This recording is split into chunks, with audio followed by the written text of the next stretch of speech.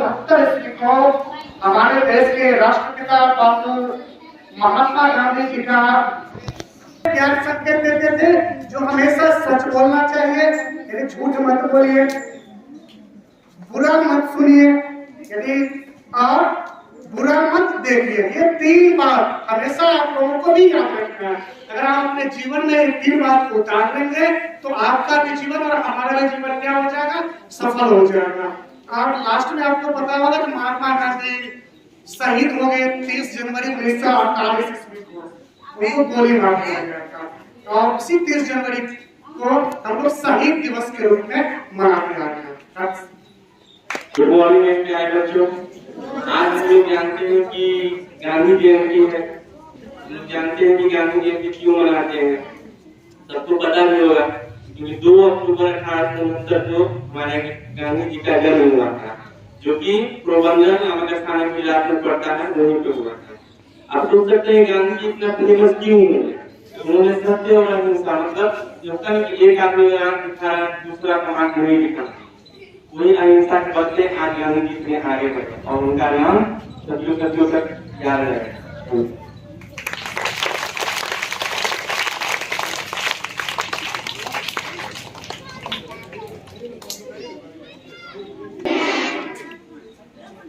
आज 2 अक्टूबर है, गांधी जयंती है। हम जानते हैं कि राष्ट्रीय पर्व है जो 3 मनाया जाता है, एक 15 अगस्त, एक 26 जनवरी और एक 2 अक्टूबर। तो 2 अक्टूबर को गांधी जयंती यानी गांधी जी का जन्म दिवस मनाते हैं। गांधी जी आजादी दिलाने में इनका बहुत बड़ा योगदान है। इनको हम इसलिए पूछते हैं, बहुत सारे लोग आए, आजादी दिलाने में उनका बहुत बड़ा योगदान रहा, लेकिन ये शांति और अहिंसा के पुजारी थे। ये किसी काम को एकदम शांति से करना चाहते थे, बातचीत करके ही सारी समस्याओं का समाधान करते थे। इसलिए हम इनको पूछते हैं। इनका जन्म 2 अक्टूबर 1870 ईस्वी को हुआ है, जो गुजरात में पोरबंदर नामक स्थान में हुआ।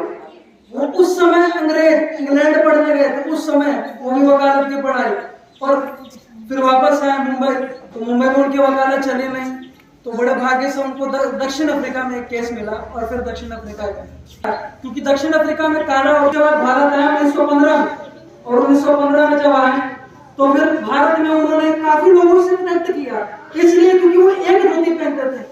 अब एक धोती पहनने का कारण ये था, एक बार वो चंपारण, और जब चंपारण आए तो उन्होंने एक महिला को देखा, वो एक वस्त्र में, वो भी काफी फटा हुआ था, बहुत बुरी स्थिति में थी, तो उन्होंने उसको देख करके ये प्रण किया कि हमारे देश के मैक्सिमम लोग ठीक से कपड़ा नहीं पहनते हैं, तो मैं कैसे पहन सकता हूँ, तो उन्होंने तब से एक धोती पहनना चालू किया।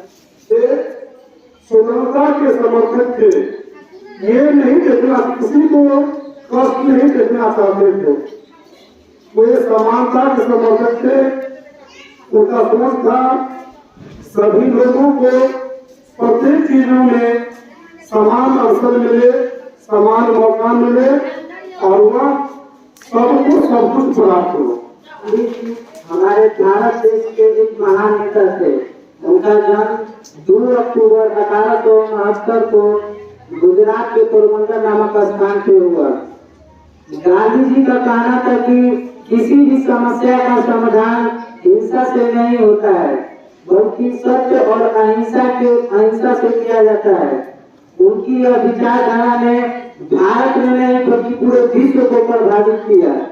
गांधी जी को हमारे देश में बापू और राष्ट्रपिता के नाम से भी जाने जाते हैं। गांधी जी अंग्रेजों के खिलाफ बहुत सारे आंदोलन किए, असहयोग आंदोलन, सविनय अवज्ञा आंदोलन, भारत छोड़ो आंदोलन। गांधी जी ने कड़े और मारो का नारा दिया। वह सादा सच्चाई और अड़े रहे।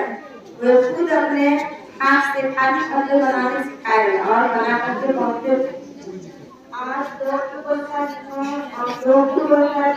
महात्मा गांधी के जन्मदिन के रूप में, गांधी जयंती के रूप में लोग मनाते हैं। इन्होंने देश की आजादी के लिए अंग्रेजों के अनेक आंदोलन किए और अंग्रेजों के दांत खट्टे करके हमारे देश को आजादी दिलाने में बहुत बड़ा योगदान दिया। इसके कारण इनका नाम स्वर्ण अक्षरों में इतिहास में लिखा गया और राष्ट्रपिता की उपाधि मिली।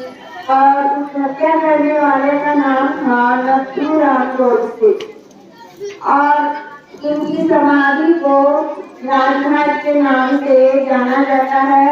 आज गांधी जी का जयंती है और इनके साथ साथ एक और स्वतंत्रता सेनानी श्री लाल बहादुर शास्त्री जी का भी जयंती है। तो ऐसे हम जानते हैं कि गांधी जी का जन्म 2 अक्टूबर 1869 ईस्वी को गुजरात के पोरबंदर में हुआ था। इनका जो पूरा नाम था मोहनदास करमचंद गांधी था। इन्होंने अपनी शिक्षा जो है इंग्लैंड से प्रारंभ की थी और वकालत करने के लिए दक्षिण अफ्रीका गए थे। 1915 में जब ये दक्षिण अफ्रीका से लौटे तो 1917 ईस्वी में इन्होंने चंपारण से अपना पहला चंपारण सत्याग्रह शुरू किया था। उसके बाद 1920 में खेड़ा का युद्ध, असहयोग आंदोलन, 1930 में नमक सत्याग्रह आंदोलन और 1942 में भारत छोड़ो आंदोलन किया। 30 जनवरी 1948 में नाथूराम गोडसे ने इनकी हत्या कर दी। महात्मा गांधी का प्रारंभिक शिक्षा अपने ही गांव में पोरबंदर में व्यतीत हुआ। 1883 ईस्वी में महात्मा गांधी का विवाह कस्तूरबा गांधी के साथ हो गया। उस समय उनका उम्र, महात्मा गांधी का उम्र 13 वर्ष था और उनकी पत्नी कस्तूरबा गांधी का उम्र 14 साल था। महात्मा गांधी जी का जो जीवन है उससे कुछ हम लोगों को हमेशा सीखना चाहिए। उनका जीवन भर का जो सबसे बड़ा स्वभाव था वो दूसरों के लिए हमेशा, दूसरों के कल्याण के लिए हमेशा समर्पित रहते थे। आज दूसरा जानकारी के गांधी जी का जीवन बचपन से उनकी मृत्यु तक हर दिन उनके जीवन से हम कुछ सीख सकते हैं। मैं उनके एक बचपन की घटना बताता हूँ जो आप बच्चों के लिए बहुत ही महत्वपूर्ण है। एक बार बच्चों के अपने साथी बच्चों के लेखा लेखी जब वो 10 साल के थे तो उन्होंने अपने पिताजी के जेब से कुछ पैसे निकाल लिए।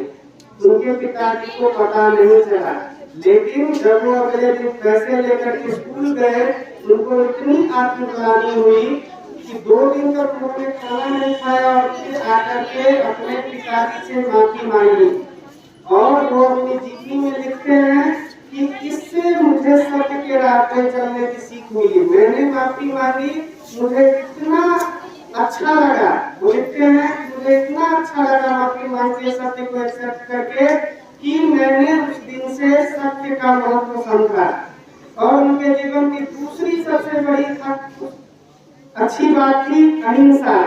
अब सोचिए अंग्रेज यहाँ बंदूक गोला बारूद लेकर के आए थे हजारों की संख्या में, उसके सामने एक आधा नंगा व्यक्ति खड़ा होता है एक लाठी लेके और सैकड़ों गोलियां बंदूकें बुझ जाती हैं उनको देख करके। सोचिए उनका चरित्र कैसा रहा होगा। एक महापुरुष ने कहा है कि आने वाली पीढ़ियां ये विश्वास नहीं कर पाएंगी कि गांधी जैसा व्यक्ति इस दुनिया में पैदा हुआ था इस समय में। तो हमको उनके जीवन से सीखना चाहिए, उनके जीवन को पढ़ना चाहिए। Thank you. जैसा कि हम लोग आज गांधी जयंती के अवसर पर उनका जन्मदिन मनाने के लिए एकत्रित हुए।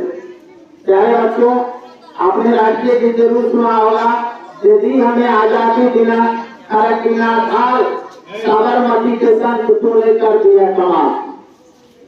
बच्चों, गांधी हमारे बापू एक नाम नहीं, एक सोच नहीं, एक धारणा है, एक प्रेरणा है और जीवन में उनका सत्य और अहिंसा का जो पथ है वो आने वाली कितने पीढ़ियों तक एक पद चिन्ह है और उसी पर चलकर जीवन में आगे बढ़ाया जा सकता है। सत्य और अहिंसा के अलावा जिंदगी में सफलता पाने का और कुछ भी कहीं भी ऊंचाई तक जाने का दूसरा कोई मार्ग नहीं है। और भारत के परिस्थितियों को जाना, भारत के स्थितियों को समझने के बाद सबसे पहले उन्होंने 1917 ईस्वी में चंपारण के सत्याग्रह में सबसे पहले भाग लिए और जो किसानों के साथ समस्या थी उनको जबरन जो नील की खेती करवाई जाती थी उसके लिए उन्होंने राजकुमार शुक्ल के साथ मिलकर अभियान चलाया और उसको खत्म करवाया। 1918 ईस्वी में खेरा आंदोलन में उन्होंने अहम भूमिका निभाया। चूंकि सरकार खेरा में, गुजरात में खेरा जगह पड़ता है, गुजरात में खेरा के किसानों के साथ भेदभाव करती थी। अकाल और निर्भिक्ष होने के बावजूद भी किसानों से टैक्स लिया जाता था, तो वहाँ बापू ने अपना अहम योगदान दिया और वहाँ सत्याग्रह करके उस मुद्दा को सुलझाया। बाद में असहयोग आंदोलन 1920 में हुआ, उसमें भी हमारे बापू ने अंग्रेजों के साथ प्रतिकार किया और असहयोग आंदोलन सफल होने ही वाली थी, लेकिन कुछ घटना हो जाने के चलते असहयोग आंदोलन को बीच में ही रोक देना पड़ा। फिर उसके बाद 1930 ईस्वी में हमारे बापू ने सविनय अवज्ञा आंदोलन चलाया। उसके बाद गांधी इरविन समझौता में हमारे बापू ने शिरकत किया। इस तरह से भारतीय इतिहास में 1915 से लेकर 1942 ईस्वी तक का जो इतिहास है वो गांधीयन इतिहास के नाम से जाना जाता है। भारत को एक नई दिशा, नई दशा देने में, आज़ादी मिलने में बहुत ही महत्वपूर्ण भूमिका अदा की है हमारे बापू। तो जब तक ये धरती रहेगा, जब तक हम लोग रहेंगे, हमारे बापू रहेंगे। और सिर्फ इसलिए नहीं कि हमें आज़ादी दिलाए, इसलिए भी कि सत्य और अहिंसा के लिए जो पूरी दुनिया को उन्होंने पाठ पढ़ाया है वो अतुलनीय है। और बाद में कितने ही पीढ़ी आ जाए, सबको सत्य और अहिंसा पर आगे बढ़कर ही न्याय मिलेगा और सत्य और अहिंसा पर आगे बढ़कर ही जीवन जिया जा सकता है और सही जीवन जिया जा सकता है।